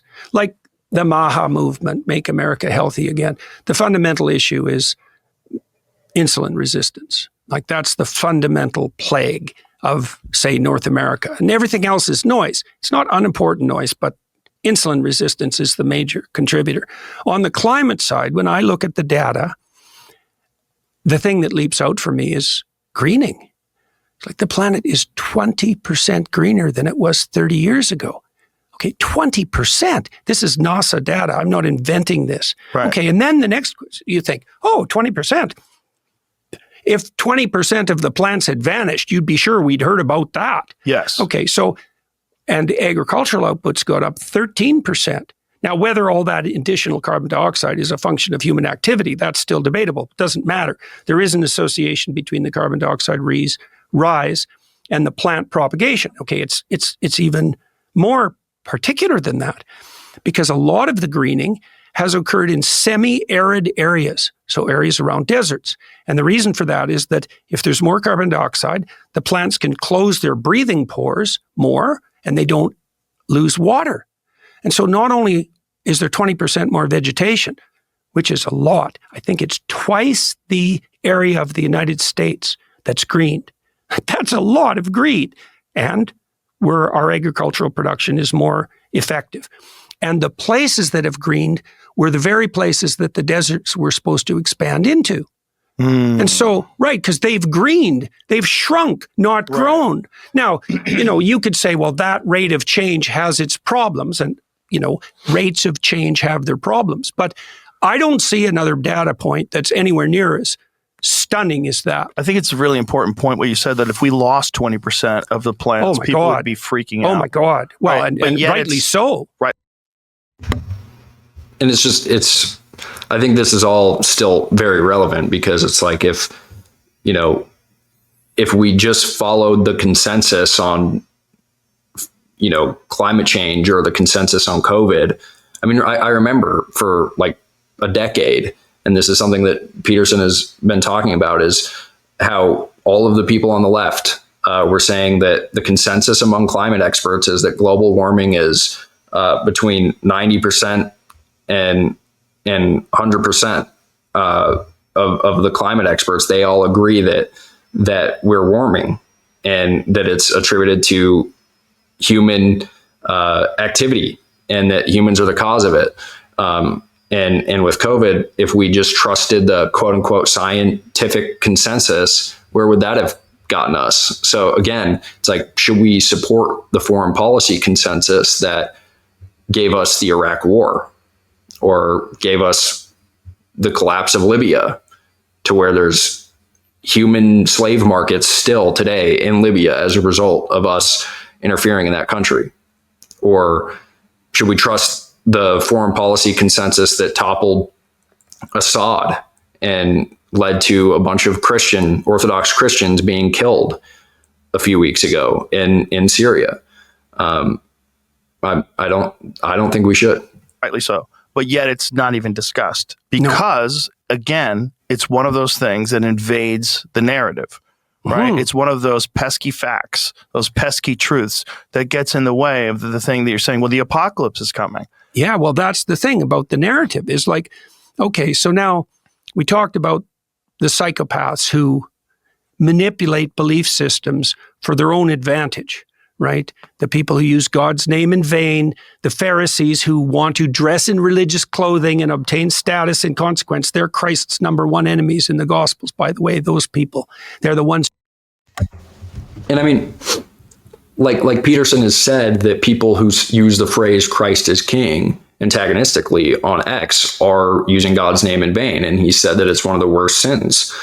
And he accused Candace Owens of doing this. But it's like, if we're going to do that, I mean, I think the worst sin is that Christians and quote unquote Pharisees are saying that I owe a religious obligation as a Christian to this war. I mean, that is using God's name in vain, right? To justify the murder of babies, or, you know, that I have a religious obligation to a government in the Middle East. I think I mean, there's an argument to be made if we're resorting to this tactic of accusing people of sin. I think there's a case to be made that, you know, he pointed out how Jesus doesn't use coercion in the Bible, and that he swore off force in the Bible. And yet I'm supposed to believe that it's my Christian duty to support a war in the Middle East. I can't see it. Who conspire to crucify him, right? The religious pretenders. Right. So this has been going on for a very long period of time. So the climate apocalypse narrative is perfectly situated to, what would you say, to serve the purposes of the narcissists, the Machiavellians, the psychopaths, and the sadists, because it's a infinitely expanding existential threat that can be used as an excuse for anything. Yes. Right? And it also provides a perfect cloak for any amount of power maneuvering. It's like, I want to make your shower heads put out a needle spray so that you're cold all the time while you have a shower, while you're doing something you do every day that could otherwise be highly enjoyable. Why do I get to invade your life to that degree? Well, because the planet's at stake, Joe. And who are you to privilege your shower comfort, something that trivial, over the fate of the entire planet? Well, you can use that argument at every single level. Mm-hmm.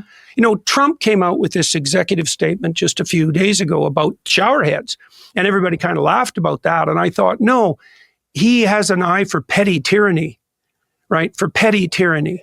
And there's very little that's more petty than, well, I think the showerhead example is a perfect one. Yeah. And then you also think, look, if they're willing to control your life at that level of detail, what are they not willing to control? It's like, you're concerned about my shower heads, like we're out of water, which we're not at all. So what won't you control? So you think, well, the psychopaths are edge cases. They'll move wherever the power is. They find a narrative that can. So maybe we should look where the power is, right? And what won't they control? I mean, they'll go to the lengths of drafting people and forcing people to fight in World War I, one of the most devastating things to ever happen in human history. World War I, pointless war that should have never happened, that led to World War II, led to the Nazis. They'll justify toppling Gaddafi. They'll justify toppling a secular dictator in Syria, a dictator that was friendly to Christians, and replacing him with someone who fought with Al-Qaeda against us in the Iraq War. So what won't they do? I agree. If they are willing to regulate shower heads, yes, they're willing to do much worse, even in the foreign policy realm. Be used to strike fear in the hearts of people and to justify compulsion.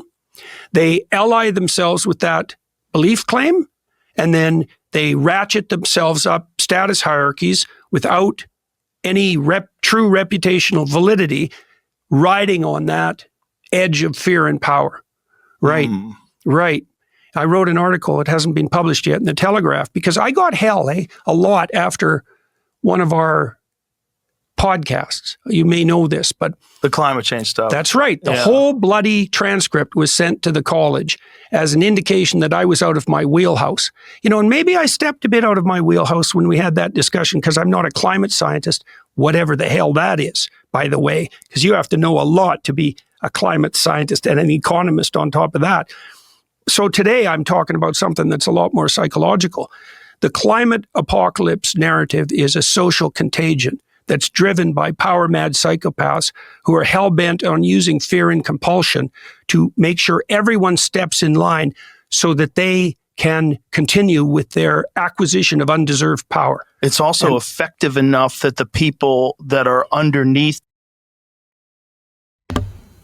And Douglas Murray, if you would take Douglas Murray's argument, he would say, well, you're just not a climate expert. Jordan, what are you doing? Why are you coming on Joe Rogan's podcast and talking about something that you haven't studied? So I agree. That's a stupid argument that the media shouldn't have made against you, and it shouldn't have lost you your job as a professor. So yeah, we're in agreement there.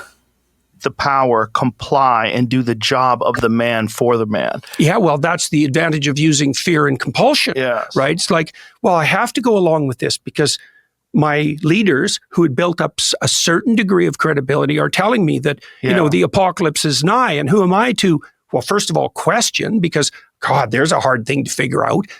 What's the global effect of human activity on the climate for the next 100 years? Well, good luck figuring that out. But this is why I'm making it more psychological this time. It's like the climate fluctuates and for complex reasons, but that doesn't mean that you get to look 100 years into the future and you get to conjure up an apocalyptic narrative and you get to say, we're the only people that can save you. And you get to say, you have to change every single thing you do in your life and prioritize our concern above all else, including even the well-being of your own children or the economic future of the Africans, for example, who don't get to use fossil fuels, right? You don't get to do that. You don't get to do that using fear and compulsion. Not only that, it's being done by people who have been wrong about everything, every step of the way.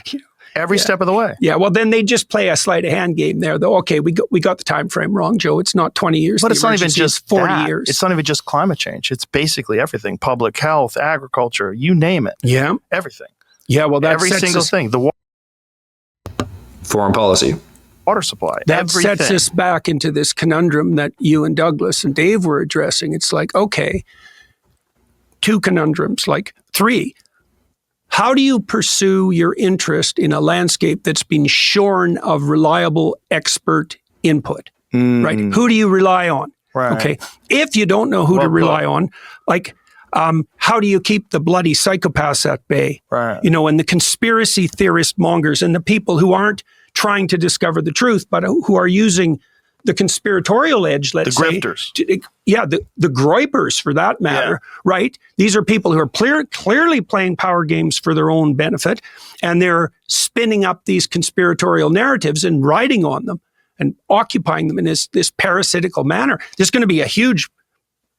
is a huge problem already on the right-wing side. I don't even know what the hell that is anymore, because I don't know what the left is and I don't know what the right is, but we need to claim the center. Yeah, well, that's also what we're trying to do with ARC. It's like, what is the center? Right, the center is a kind of where we can all meet up. Well, and I think that's doable. Well, let's specify it even more. Okay, the center is a place you'd go if you were invited. Right, exactly. Right. And that also ties back into this idea of play. Like Piaget figured this out when he was watching little kids. So if a little boy wants to play house with a little girl, which is generally a good idea. If you want to play house with a woman at some point in your life, you better get that right. It's a very serious game. What's the first rule? She has to want to play. Right. What's the second rule? You have to play with her in a manner that makes her want to play with you again. Right. I've been thinking about this a lot in terms of what constitutes objective standards of morality. You know how Sam Harris was obsessed with malevolence, and he wanted to ground morality in objective science because he thought that would give us a firm standing place. But he went down the wrong scientific rabbit hole, I think. I think if you understand this relationship with play and iteration, then you have the core of morality. So, and Piaget, by the way, this is part of, what would you say? This is the philosophical edge of his theory. This is actually what he was trying to accomplish. How do you decide if an arrangement is good versus bad or good versus evil? Well, Piaget went to children to find that out. It's like, okay, you want to set up a game. Why? Well, game is it's the foundation of social interaction, right? You play a game with one other one other person, and then maybe you can play a game with a bunch of people, and then you can play a game with one person or a bunch of people across a long period of time, and then you could do it in a way that improves. Okay, so what are the rules? If you're a little boy, she has to want to play. And then you have to play with her in a way so that she wants to play with you again. If you do that, then you have a friend. and that iterates. Now, so you can imagine that there's a structure of voluntary play that's really quite stringent, but this is what you do on your podcast. Seriously. And that's why it's so attractive to people. And that's the core of what you might call objective morality. It's like there's a very limited number of ways to play, to offer a game that someone else wants to play. And then there's a very limited number of ways to play that game so that they want to keep playing with you. And then you could, if you add that additional constraint of improvement across the games, you've got the straight and narrow path, right? And then it's marked by, we're really trying to do this at ARC. We want to offer a vision that people want to accept or even thrilled to accept, because that's even better, right? A game that you'd be thrilled to play. So one of the things we're doing on the energy side, I'm going to an event with Alex Epstein here in 2 days, talk to energy executives about this. Well, what kind of world do you want to see? Well, how about a world where there's so much energy that poor people can afford it? How'd that be for a vision? Like, have you got a problem with that? Well, poor people can't have energy because that'll destroy the planet. It's like, no, poor people can't have that energy because you'd have to let go of the game that you're playing as a narcissistic psychopath that's elevating your status inappropriately, and you're perfectly willing to sacrifice the world's poor to continue your grip on power. How about that for a psychological interpretation? Right. And how about this as an alternative? Why don't we do everything we can to drive energy costs down to the lowest degree that's sustainable, like in a market economy, and make energy available? All right, I want to end it on there because that's a positive note, and can't help but agree with them on everything there, and highly recommend Alex Epstein's books, Fossil Futures. It completely changed my mind on fossil fuels. Before reading it, I was kind of one of these people you would hear where it was like, oh yeah, coal is bad, fossil fuels is bad, but the answer isn't to ban it like the leftists. It's to, over time, just move away from it through market competition. And I still believe in market competition, but I now, thanks to Alex Epstein, believe that fossil fuels they're incredibly important. They're the backbone of our society, and it's the reason why we have everything that we have in the West, and it pulled us out of poverty and gave us the people call it like the hockey stick of prosperity after the Industrial Revolution, where we've just constantly improved, and in large part it's because of fossil fuels, and it's also it's climate improving. We wouldn't have air conditioning if it weren't for fossil fuels. We wouldn't have pure water if it weren't for fossil fuels. So I definitely agree with him on that point. And I just think everything that he said could also be applied to the tyrants that are in control of our foreign policy, which happen to be often the same people who want to regulate our showerheads, whether we can drive cars and things like that Peterson is concerned with. And I would just end by saying that perhaps Douglas Murray, the reason he received the backlash he did is because he wasn't playing by the rules. He wasn't playing the game that Joe and Dave have successfully played, that has earned them more respect. And perhaps they should learn from the mistakes that the legacy media has made regarding climate change, regarding all things woke, and the foreign policy mistakes they've made, and they should embrace free speech and conversation. And I really do hope, I heard that there might be another debate that happens on Joe Rogan's podcast on the issue of Israel and Palestine, and I'm sure the same topic will come up again about who to platform and who not to platform. But anyways, I hope this was worthwhile. I hope it was interesting. If anyone's still listening here at the end, I hope your takeaway is that I have greatly appreciated both Dave Smith and Jordan Peterson's work.